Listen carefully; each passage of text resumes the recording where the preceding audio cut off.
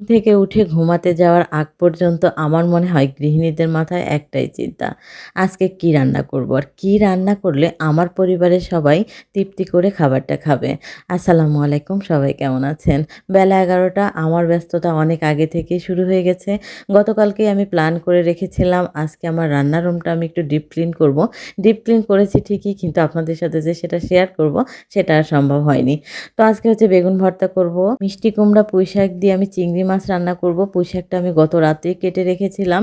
যেহেতু আজকে আমার অনেকগুলা কাজের প্ল্যান ছিল, এর জন্য কিছু কাজ আমি গত রাত্রে এগিয়ে রেখেছিলাম। আর চিংড়ি মাছটা ভিজিয়ে দিয়েছি। এখন মিষ্টি কুমড়াটা কেটে নিচ্ছি। আর মিষ্টি কুমড়াটা কাটতে গিয়ে দেখলাম যে মিষ্টি কুমড়াটা যেহেতু আমি বাহিরে রেখেছিলাম একটু শুকিয়ে গেছে। তো এই মিষ্টি কুমড়াটাকে আমি কি করব, এখন ৫-৬ মিনিট নরমাল পানিতে ভিজিয়ে রাখবো। এতে করে হবে কি, সবজিটা কিন্তু টাটকা হয়ে যাবে।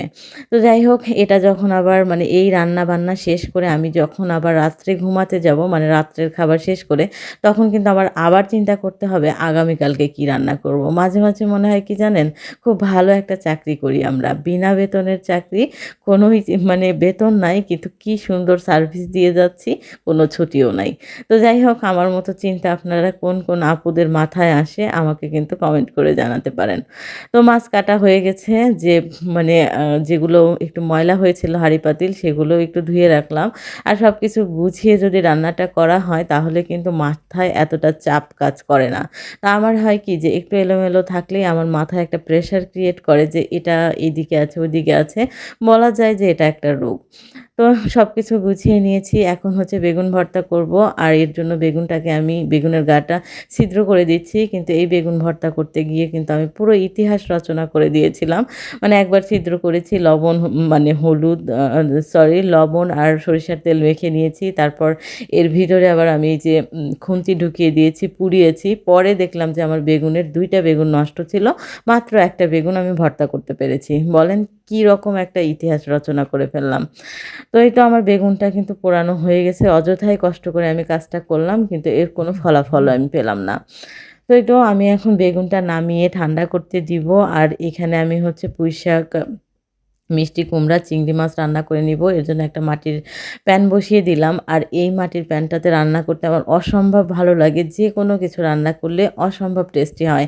আর এই প্যানটা আমি প্রায় ৩-৪ মাস হয়ে গেল ব্যবহার করছি। এখনও এটার মানে অক্ষত আছে, কিছুই হয়নি। এর আগে প্রায় ৪-৫ টা মাটির প্যান আমার ফেটে গেছে। কিন্তু এটা আলহামদুলিল্লাহ আমাকে খুব ভালো সার্ভিস দিচ্ছে। এখন হচ্ছে পেঁয়াজ মরিচ ১ মিনিট ভেজে নিয়েছি। তারপর চিংড়ি মাছগুলো দিয়ে দিলাম। চিংড়ি মাছটাকে ১ মিনিট ভেজে এখানে আদা রসুনের পেস্ট, হলুদ গুঁড়ো, ধনিয়া গুঁড়ো, স্বাদমতো লবণ দিয়ে মাছটাকে প্রথমে আমি খুব ভালোভাবে কষিয়ে নিব।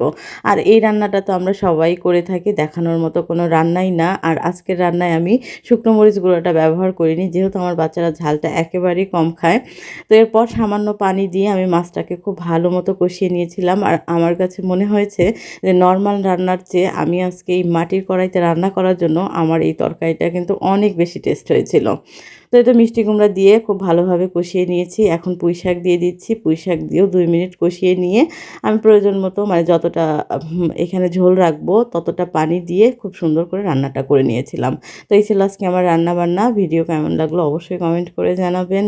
আর কে কোথা থেকে আমার ভিডিওগুলো দেখেন সেটাও কিন্তু কমেন্ট করে জানাতে ভুলবেন না।